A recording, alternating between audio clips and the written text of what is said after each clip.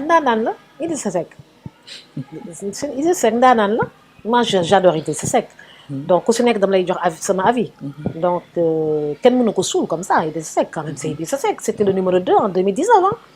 Hein, moi j'étais avec Madické Niang, lui il avait fait IDI 2019, il s'en est sorti deuxième. Donc à un certain moment donné traversé na benn traversée du désert, après Macky Sall l'a quand même accompagné ba dénk ko conseil économique social environnemental, ça lui a valu quand même quelques postes ministériels et benn regain de surface. Et puis c'est pas parce que quand même confié nañ ko conseil économique social environnemental et qu'il va pas se présenter, parce que il faut que les gens comprennent que quand on est chef de parti politique, on doit se présenter à une élection présidentielle, législative ou locale. Ça, il faut que les gens comprennent ça. Maintenant, si on est en coalition, on peut opter pour une candidature unique de la coalition, comme on peut opter pour une candidature plurielle d'une coalition. Donc, Idrissa Seck moo jiitu politique Macky Sall foofu. Donc, je vois mal une présidentielle sans Idrissa Seck. Depuis 2007, je pense.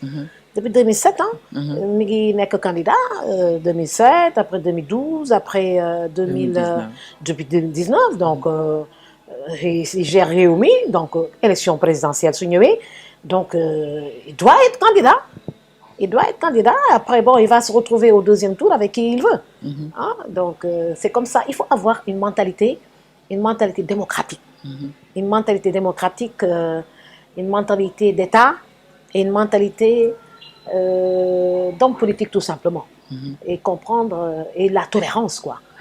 La tolérance présidentielle su jotee il faut ku nekk samp sa ndënd. Mais est-ce que c'est aussi cohérent vu que mi ngi nekk ci biir coalition Benno Bokk Yaakaar bien vrai que Macky Sall waxagul ci candidature am ou pas, mais ñëpp xam nañu ne ñu ngi koy investir de gauche à droite ngir mu nekk seen candidat, donc moom bu bokkee ci coalition boobu ba pare di waxu candidature, est-ce que loolu aussi c'est cohérent? Moi j'avais fait la même chose, je pense que c'était en 2017, 2019, avant 2019, je dis je peux être dans une coalition et être candidate à la présidentielle.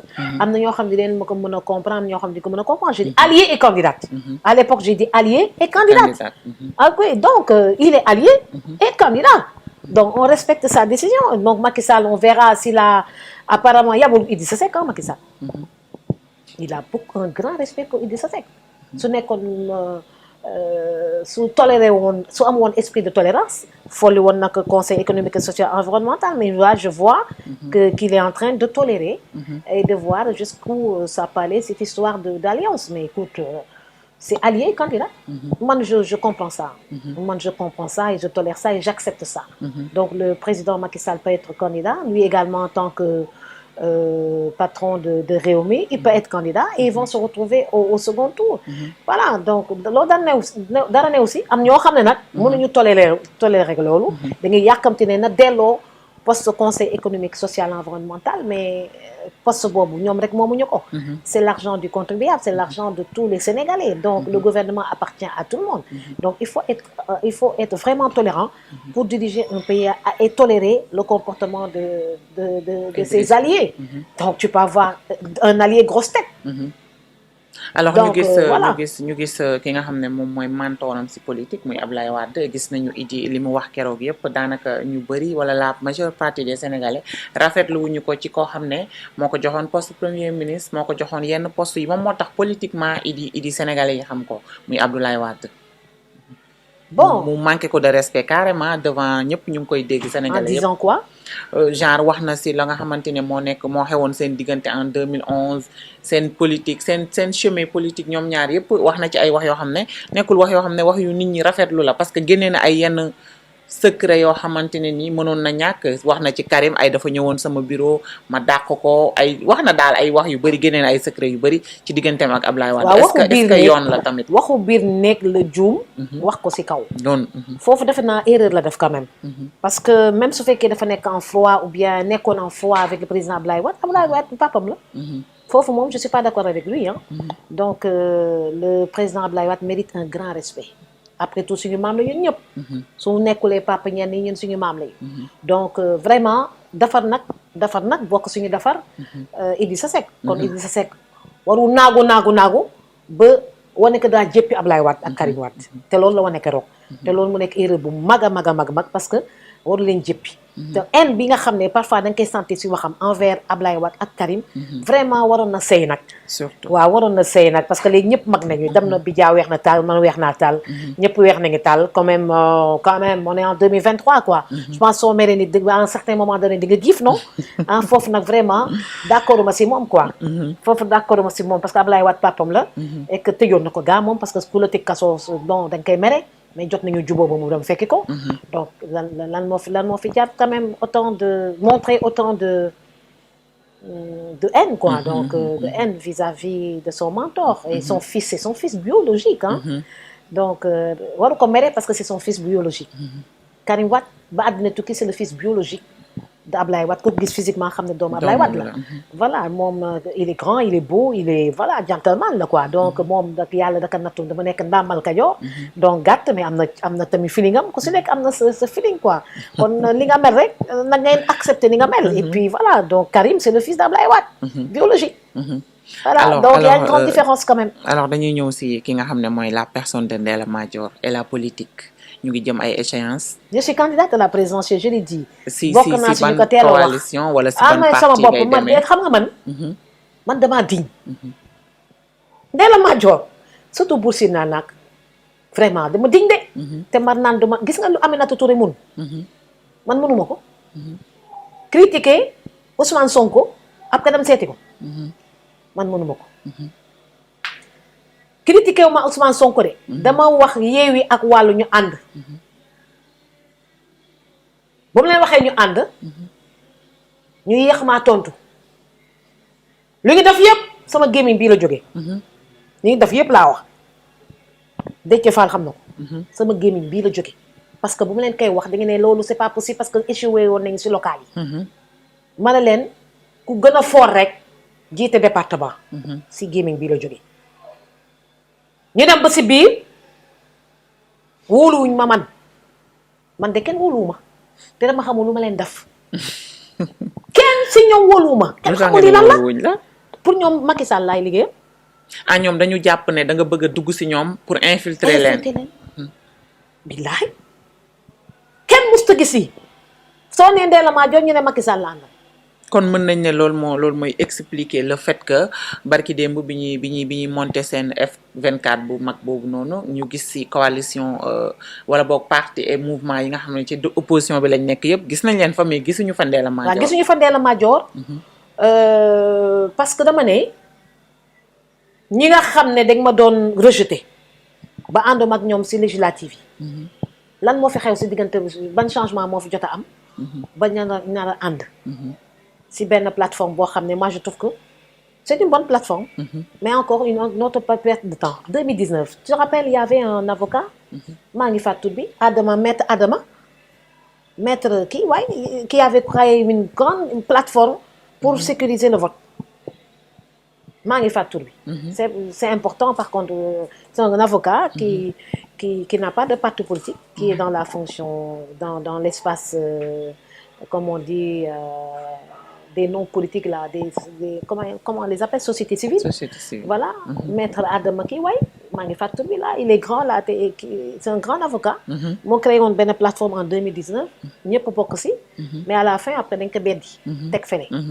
Da ngay gis parfois ñoo xam dañuy ànd ci benn place ñu ko tuddee F24 mais duñu wóolante seen biir.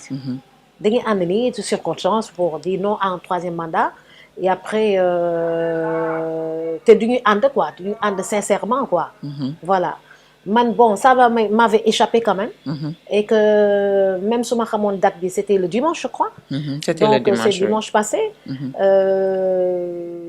j'allais être vraiment gênée d'être à côté des personnes qui m'avaient rejetée vraiment man naan duma tax a naan voté dama digne voilà vous voulez pas de moi lors des législatives je vois pas la présidentielle pourquoi on ira ensemble ok donc je suis seule dans mon coin lu ma yàlla jox si deuxième tour bi lañ koy xamee ndax deuxième tour fa la alliance véritable alliance ku la respecté te bëggal dina ñëw waxtaan ak yow voilà donc moo tax daal dama si xaw a nag dama si xaw a nag gaaw a gis sama bopp. su nekkee mouvance présidentielle 2012 2019 bii. bi nga xam ne Idrissa Seck convoqué na les 4 autres. ou les 3 autres candidats puisque Macky Sall était de côté. pour wax leen jarul ñuy def recours. ñun kenn boolewuñu si wax yi. man dama mujjee woon gedd. dem jàppale ji ma ne comme que loolu la kay naa dem si Macky Sall benn yoon. je suis partie là-bas on m'a accueilli à bras ouverts mais pas ouvert à 380 degrés. ah donc su ko defee ma gis sama bopp tamit. toog donc vont dire que dafa gaaw gedd boppam. dafa gaaw gedd gis boppam. dafa gaaw gis boppam. donc mais bon à juste raison moi je suis pas à l'aise là on m'accueille pas à bras ouverts. sinon je veux parti ñu yore yoon moom laa yore. récépissé bi ñu yore moom laa yore. comprendre am naa sama QG. loué ma kër am naa sama carte générale ah donc ëppaliwu ma dara. voilà donc je suis conseillère municipale je gère mes activités privées. présidentielle su jotee je dépose comme tout le monde. voilà lu ma yàlla may rek ma xam ne loolu la ma yàlla may c'est aussi simple que ça. Je respecte la candidature des autres candidats et je veux qu'on respecte également ma candidature c'est tout. mais est-ce que yaa ngi am ouverture boo xam ne tey jii yeneen mouvement ou parti bu ñu ñëwee si yow bëgg ngeen def coalition. yeneen mouvement ñu ngi ñëw si man vers ñi xam nga ñun ñëpp xamante nañu ñu si bëri. on est plus de près de 300 et quelques partis. donc les chefs de parti on se connaît. donc am na ñoo xam ne ñoo leen jiitu si biir donc ils viennent vers moi et puis voilà donc je n'exclus rien. mais dans le respect. waaw ku ma seet si ma waxtaan ak yow. waaw ku ma seet si wul dootuma demati vers les gens comme ça. donc day yomb dara si ñoom après ñu ne respecté quoi. voilà ay ca le fait que ñu lay jiiñ yaa ngi dem peut-être officieusement si Benno Bokk Yaakaar wala boog jege nga Macky Sall est-ce qu'on peut s'attendre à ça. non Benno Bokk Yaakaar. j'étais partie naturellement. les soutenir à 2 reprises. 2014 13-14. et 2019. voilà mais comme que dañoo yéex nañ ko mën ne wax rek dañoo yéex donc je trouve que ils se sont pas bien occupés de moi en tant que femme chef de parti. boo xam ne je peux apporter énormément de choses. dans le pays. voilà déjà man si domaine bi ma nekk maa ngi siy def li ma mën. l'État a oublié les nouveau-nés en difficulté. et là j'ai pris les devants. pour m'occuper des nouveau-nés en difficulté ce que le ministère de la Femme devait faire. ce que l'État devait faire donc je me retrouve seule en train de les gérer donc honneur à moi non donc mais la mouvance présidentielle sóoraale wuñu Ndella Madior. je gêne. Le président de la République, je n'ai rien contre Macky Sall n'a rien contre Ndella Madior, mais je sais qu'une partie de son entourage ne veut pas de l'intelligence de Ndella Madior. Et comme moi, si on ne veut pas de mon intelligence, je suis chez moi, je reste chez moi, je gère ce que je peux gérer, et puis Sénégal, ñu ñëpp ko bokk. waaw. Qui vivra verra. ku ne xam na ni yàlla daa bind te yemalewul am na ñu matal am ñu matlewul waaye ba mottali amee ba léegi kenn sonnatul buur kattan di produit 100% naturel sans effet secondaire ñu defare ko li nga xamante ni moo di petit cola bisaab ak jinjeer ñoo ngi jàppale leen ci seen wàllu kattan ak seen wàllu wërgu-yaram bu nekk jar na fi nguur ak keng ba ci kikirikiij waaye bii mooy seen buur di buur kattan ballonnement moo ci mën constipation faiblesse sexuelle diabète sinusite éjaculation précoce di joxe appétit sexuel teg ci itam day raxas sa biir ba mu set wecc xar yëpp xar lañ waaye laadum da ciy gën te bu ñu nee góor ngóoraa tax